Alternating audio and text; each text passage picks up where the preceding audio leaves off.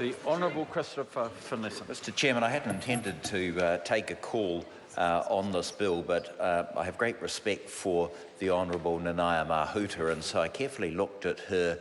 SOP and the changes which she proposed to clauses 3A and 3B and her apology, and I've considered very carefully the Minister's amendments and his proposal of an acknowledgement of the Crown. And I simply say that, on balance, I think the better approach to be adopted by this committee and by the House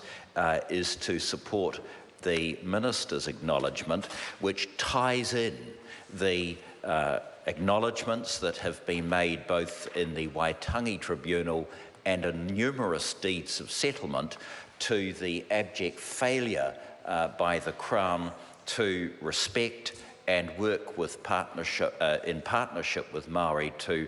protect this wonderful taonga of Te Reo. Over the years, the 7.5 years that I've been the Minister in charge of treaty negotiations, this has been a very important issue which iwi negotiators have asked time and time again be referred to in the historical acknowledgements, in deeds of settlement, and also the apologies. And the one that I particularly refer to involves Ngāti Kuri, and I remember that wonderful lady Sana Murray telling me about what happened to her when she was at primary school, that she was actually hit for speaking Te Reo, and in the Ngāti Kuri historical account, the negotiators and the historians at the Office of Treaty Settlement spent some time talking about how exactly these issues could be expressed. So, for example, in the historical account, there's reference to senior Crown officials who pressed teachers to discourage any use of Te Reo during school hours. It says in the early 1950s, teachers at Ngātaki Primary School complained of, quote, too much Māori spoken in homes. The teachers also spoke to parents about the rule of no Māori spoken in school grounds. It seems incredible that these sorts of things happened as late as the 1950s, but they did, and they were very hurtful. And so that is why it was appropriate, indeed mandatory, to put in the Ngāti Kuri historical account and in the Crown acknowledgement just exactly what happened for the benefit of the memory of people like Sana Murray and other great New Zealanders who suffered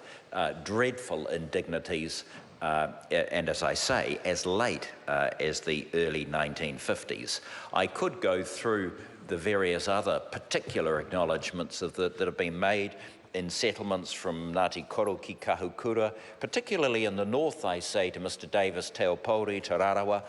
There are so many that have been recorded in historical accounts, and that's why I don't want to see those apologies and those historical accounts diminished in any way, and that is why tying in, as the Minister has done in Clause 5, the acknowledgements that have been recorded in evidence given to the Tribunal and the acknowledgements in deeds of settlement entered into iwi that focus on the particular is, I think, preferable to a generic apology. The truly respectful way of dealing with this important issue, and everyone acknowledges it's important, is to refer to the particular in the deeds of settlement, which are obviously legislated in this House, and refer to the acknowledgement. For that reason, notwithstanding, as I say, my great respect for the Honourable Nanaia Mahuta, I prefer the Minister's SOP.